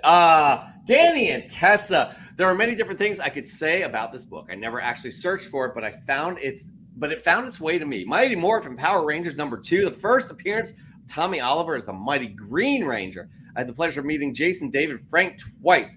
When I found out he passed away, I was devastated. He was one of my three childhood heroes. For me, the big three were Kevin Conroy, Jason David Frank, and Peter Cullen. Power Rangers has been one of my favorite shows ever since I was a little kid. Tommy was always my favorite Power Ranger. Rest in peace, Jason David Frank. You will forever be missed. Legend. Yes, and again, his passing was obviously a tragedy. That's why we talk about mental illness, people. We talk about it, and if you're feeling away, make sure to get help. Joe, your first fresh get of the week. Ooh, okay. You're going to love this one. Yeah. I will love it. Yeah. So in addition to Terrificon this week, I also went to ZoloCon today. Driving home from Terrificon, I said, I'm just going to relax all day tomorrow. No way I'm going to ZoloCon. Guess what? I woke up and I went immediately to ZoloCon. That being said, I'm glad I went because I found some really cool books, including these two. I got these for a great price. Not a steal of a deal, but definitely under FMV. And boom. Oh, there we go. Teenage Mutant Ninja Turtles #3. Yep. And Teenage Mutant There Ninja it Turtles is. number 4. I'm gonna switch them. There we go. Now they're the right way. These you can see they're in a bag with no board. This was a toy guy. These are the only 2 comic books that he had.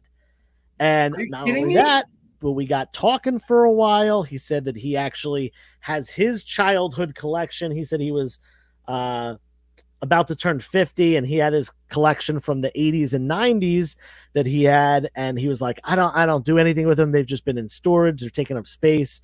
He's a toy dealer, and he's like, you know what?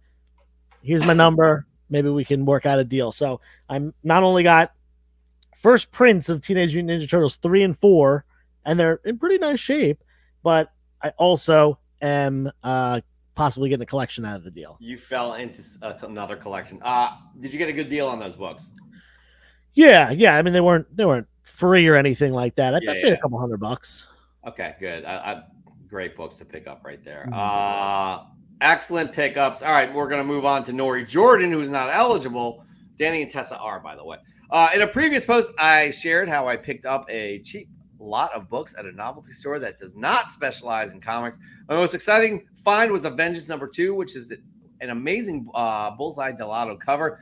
I've been looking for this book for a long time and was glad to get a New Mint copy for less than $2. I was also fortunate to find the rest of the series, including the first appearance of America Chavez. I have learned to be patient in my search for books, and it has saved me a fortune. Take care, everyone. Yet another great submission by Nori himself. Joshua, bring him back. He has one he wants to share on Fresh from the Comic Shop Live. What do you got? So before I tell you about this book, Oh, there we go.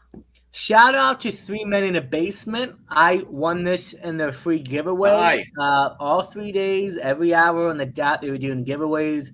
And this is X-Men 244. Yes, X-Men 244. I was not expecting to own this book ever and even pick it up. I'm not the biggest X-Men fan, but yeah, great Fresh from the Comic Book Shop. And shout out to 3 Men in a Basement. Great people of the community. So happy to add this to the collection. Congratulations on winning that one, too, for sure. Thank you. That is a good pickup right there, especially for free. All right, next up, we have Nukes Comics. Nukes Comics is not eligible. Where are you? Oh, but Scotty Young was at Terrificon, by the way. Nukes Comics, fresh from the comic shop. Wolverine Blood Hunt, number 1. Wolverine versus Armed Vampires, plus a Scotty Young variant cover. Enough said, bub. I picked this up from DBS. Good stuff indeed. I love this cover. That is an outstanding cover. Well done, Nukes. All right, my first. I actually got fresh gets. I went to a convention. I'm like, I'm getting some books, bro. Let's just go. I got like 5 books here, and I'm just gonna double up on 2 of them because, again, y'all know my love for John Byrne. I've never owned this cover. I got it for $4. I love this cover right here. Oh yeah, the Doom hand. How dope is that? And then just right into the comic book. I love it. And then this one right here, another classic Byrne cover.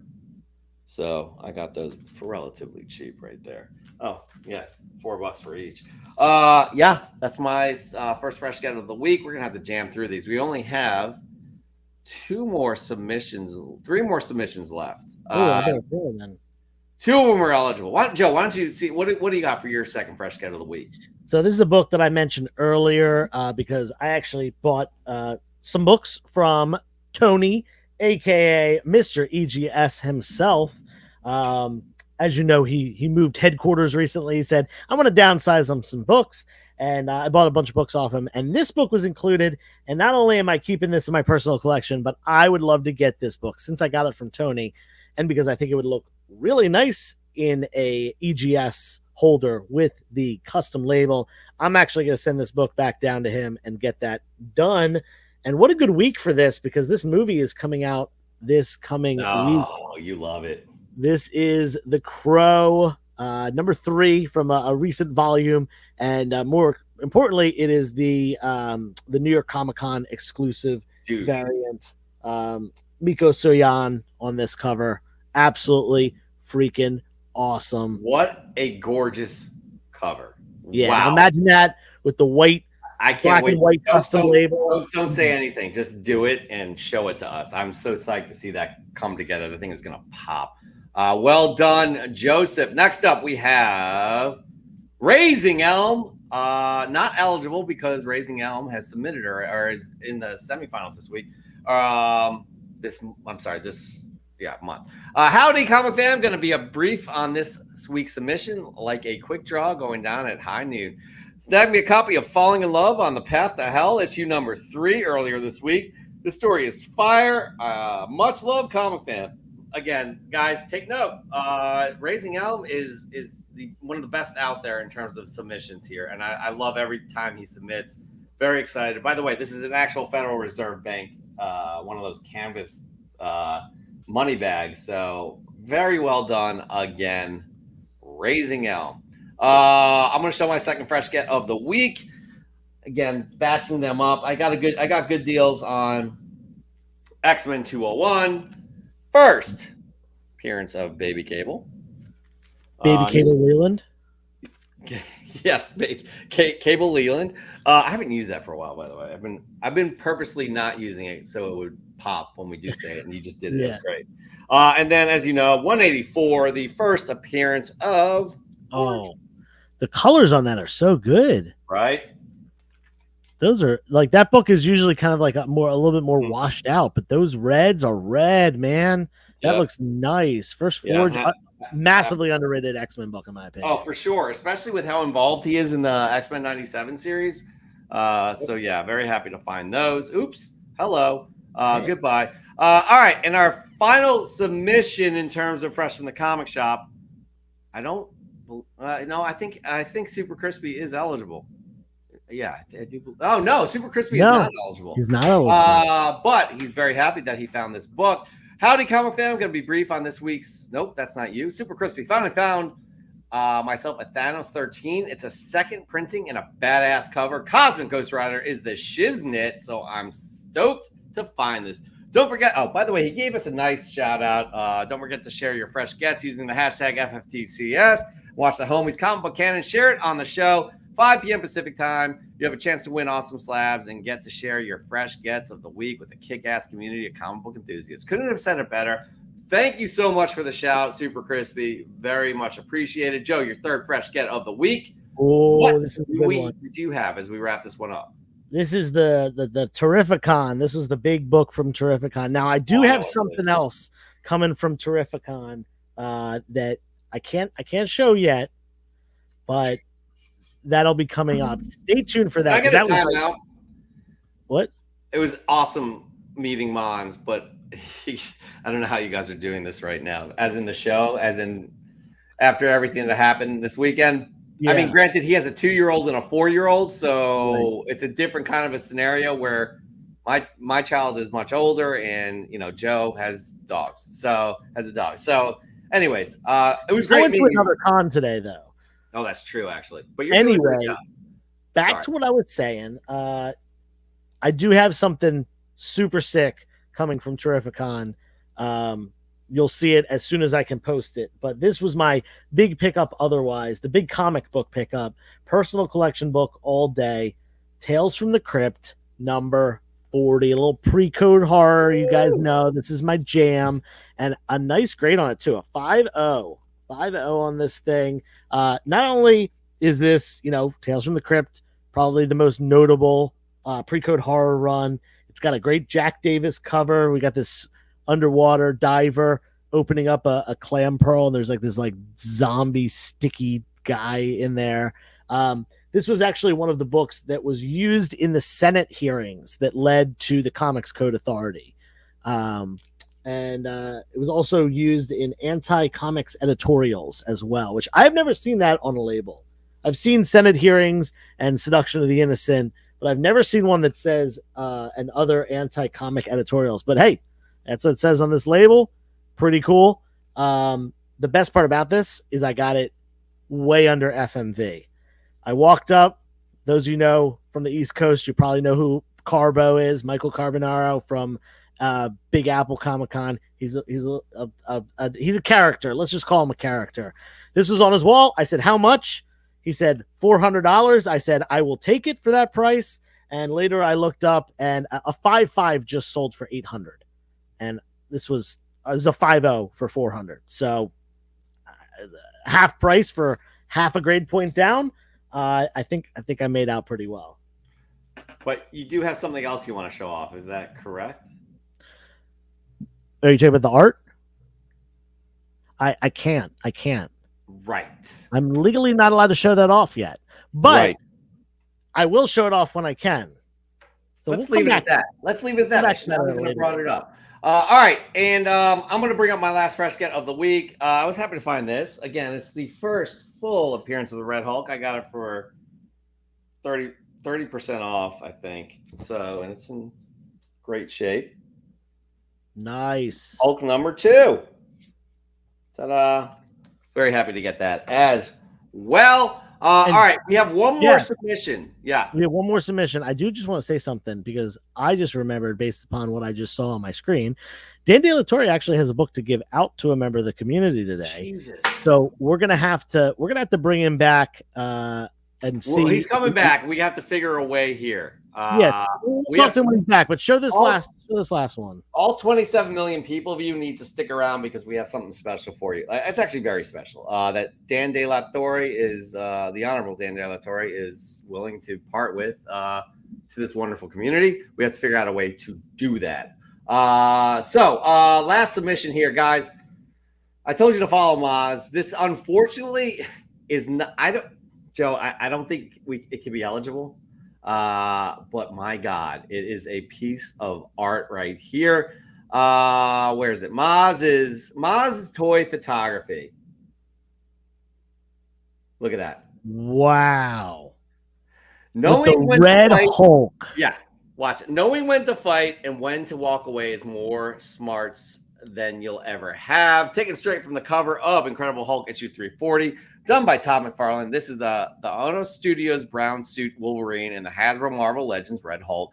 Reflection on the blades. I didn't have a vicious enough gray Hulk, and I liked the red. And I commented on this. I'm like, I commented a lot of his work right there. But he's like, I tried to get the book in there, but I just couldn't figure out a way to do it. I was like, well, you need to start figuring this out because the world needs to see your talents. So I'm just blown away by this. Joe, I don't think it can be eligible because there's no book in there. Right. I do want to say something.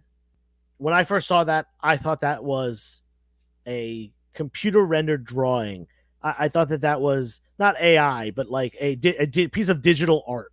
The fact that he was able to get the correct, angle to get that Hulk face looking absolutely freaking perfect, like so distinguishable on this while also keeping the Wolverine focused and like perfectly. Well, I think there's some post-production done. I could be wrong. He always gives away how he does these things. I don't know. I thought he said reflection, as in it was a real reflection. Maybe I'm wrong. I don't care, even if it's not a real reflection. He's so talented in the lighting and everything. So yeah, absolutely insane. It's amazing. So Maz, come on, man, get some comic books in there, some fresh gets that you got. You will have a good chance of moving on to the semifinals at least.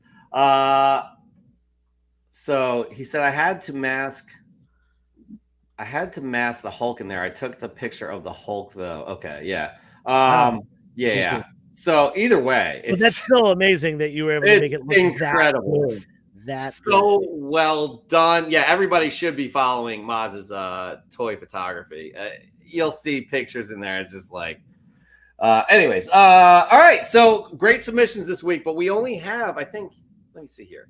We got Danny and we got 2. Oh, let's bring the Honorable Dan De La Torre in. We have 2 that are eligible. Danny and Tessa. We have. No, only one, Your Honor. Auto win? No, Danny and Tessa, they're not available. Are they available? They're eligible, yes. Wasn't there another one? What was the next Roy Jordan has won. He won July. Nukes Comics won. I can't remember which month. Raising Elm is in the semifinals. He cannot advance. Okay. Super Crispy Comics has won this year already, and Maz's toy is just not eligible. That photo. So it has to be a comic then. Is that the strict criteria? By the way. I mean, There has to be a we've done it comic in the without picture. comics, but I don't think anything that has not been a comic has advanced before. And that right there, I don't. As amazing as it is, I don't think we can move it forward. Then our job is easy. We have by standalone and unanimous decision is Danny and Tessa. Danny and Tessa, you are moving on to the semifinals, going up against Spuds Comics. That is going to be a nice little battle right there. Wait, we have one more we would like to, or actually, Josh has something to say. I'm not trying to mess this up, but didn't the Collector Without Fear advance with a Daredevil statue? That he made a video of the statue, and There was a book in the picture, though. Oh, the what? picture- Okay, my bad. Picture of the book and the statue, and then Yeah. there was a video of the statue as well that we. Okay. let- I honestly, I remember the video. I just don't remember the book and the statue. That's fine if that's what happened. I just wasn't sure. No, again, Maz, I am just blown away every shot you get. Like, there's another one with Doom walking away from Galactus. That's basically an homage to Secret Wars. But yeah, we need to talk here. I'm going to put you full screen, Your Honor. Okay. Because you got to talk here. Well, how are we going to do this? Well, the giveaway here. Yeah, show it Okay, off. great. What we're giving Great. away. And by the way, that was my hesitation. I was with Josh. I thought there was something else. Somebody else had won non-comic book related. But anyway, it is what it is. I'm going to do my fresh guess while I do this giveaway here. And so here's what I'm going to suggest here. I was at the GalaxyCon in San Jose, and I ran into Jerry Conway. Great person here. And he's, Jerry Conway's getting up there in years. And I could barely talk to him because he was very soft-spoken. But he had these for sale here. And I got these autographed here. And these are, Joe's got some great posters behind him. I love that Spider-Woman poster that you got, Joe. And I was inspired by that because I got some of these here. So these are for me. These are all autographed. These are big poster size, and they're in this, this big top loader. And they're autographed by Jerry Conway. Got the 121. 122 for myself. I don't know where I'm going to put them because my wife is already mad at me because there's not enough room in this room to post things, but I'll figure that out later. And the last one I got is this one right here, the ASM 129. But I bring this up because, you know what? I thought about this community. I love you guys. I got one for you. This is going to be a giveaway for the Comic Book Canon Show. You know what? I had promised another book, The Defenders 10 with Lou Ferrigno. He's nowhere to be found, by the way. Let's make this the 1,000 sub giveaway because you guys are getting close to that. So, what's our sub count, by the way? I think it's close to it's like 1,200 or so. Okay, then let's do a milestone. Did we do a giveaway for 1,000? Yeah. Okay. It's been a while. Let's do a milestone. We have not been on our game in terms of trying to push people to sub us up and things like that. Well, this might be some encouragement here. This is a gorgeous book here. And again, I wish Jerry Conway a long life, but we're getting to a point where we're saying goodbye to a lot of people, and it's difficult to see in person. But this is going to be a future giveaway. We're going to figure this out, how we're going to pull this off. But this is going to be for you. I will take care of the shipping. I don't care if you're in Canada. I'll send it with this top loader, and it'll be well protected. And this will be a gorgeous edition signed by Jerry Conway in 2024 for some lucky person in this wonderful chat, the Comic Book Canon Show. No, that's amazing, Your Honor. We truly appreciate you. You are part of Comic Book Canon. We're going to get you in the corner box once I figure out how to get the same filter that I got on Joe, myself, and Chet. Make a new one.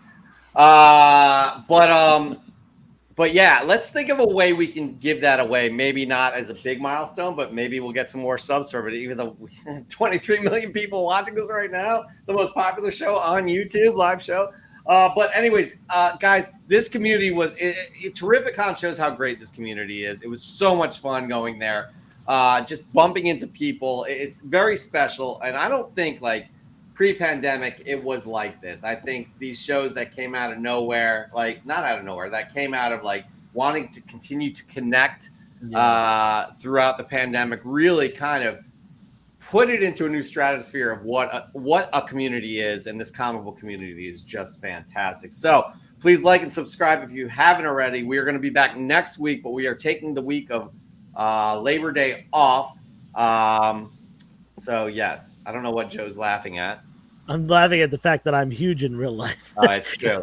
Facts. One of the first things Brandon said to me were, "Man, the camera adds a couple inches." Oh man. Yeah, I'm 5'6", man. Come on. But yeah, again, it's really special to be able to meet everybody in person because we are doing this all, virtually. I don't like the word virtual, but online. But again, this has been an excellent show. I am so happy to be able to share these recaps. People are obviously interested, and we really appreciate that. I'm going to leave it to Josh first, then Dan, then Joe, then myself. I just want to say it was an amazing weekend.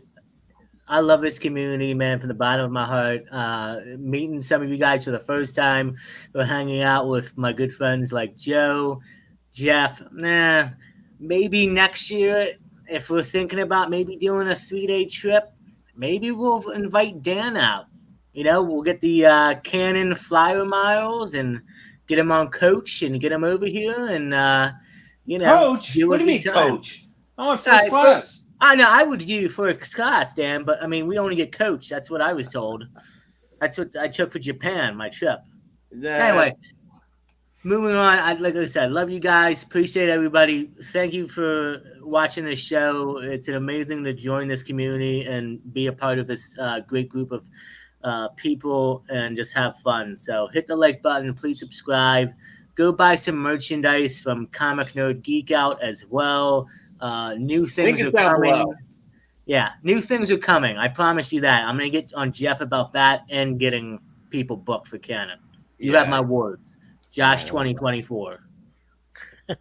Even though we have like 3.5 months left of 2024, but go ahead. Your Honor, please. Some words from this episode. We did a great job knocking this out before 10, by the way. Yeah, we don't get very, very heavy on the show unless something's really passionate, and I had to express my views here. But, I come on this show and a number of other shows for one reason only. That's that I love the community. And, the world is pretty screwed up right now. There's a lot of things that are difficult. But if I can and we can bring you some happiness, a little distraction, and I think we're serving the community by doing just that. So we're doing our jobs here. That's why I love being on here. These are 3 great people here, Joe, Jeff, and Josh here. I'm honored to be with these guys. We have a lot of fun together, putting these together. A lot of the stuff is improv in the last minute. You have no idea what we do behind the scenes. But it all comes together. It just does. So, guys, thanks for having me on. It's a great pleasure.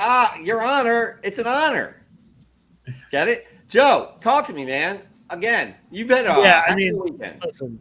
Terrificon, like I said, that's if Baltimore Comic Con didn't exist, I think I would be saying that Terrificon is my favorite big show of the year, but it is second to only Baltimore, so that's fair. And honestly, this time around, I just wish I had more time to spend there, man. Like I got to say hi to everyone, I got to chat with everyone, but like, man, I would have loved to go out to dinner with everyone. I would have loved to hit breakfast in the morning.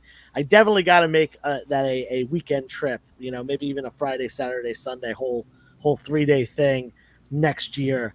Because, no one knows. I'm trying to do some karaoke. Not only that, I got to go to ZoloCon this weekend. Shout out to Paul for getting me in for free.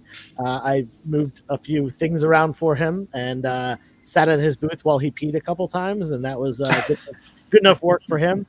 But yeah, man, let's keep this going. As I always say, best part of the week, coming in, hanging out, relaxing. We all go back to work tomorrow. And it's just such a good way to, get with the community.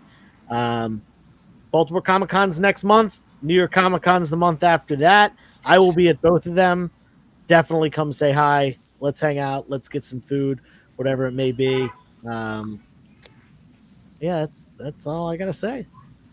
All right. Well, with those words, again, we appreciate you greatly. Without the community here, we are nothing. And obviously, this community is strong and thriving because 21 million people are watching us say our goodbyes. So we appreciate you all. We're going to see you next week, 8 p.m. Eastern Time, 5 p.m. Pacific Time. We will be off for the weekend of Labor Day, so keep that in mind. But until then, y'all know what you need to do.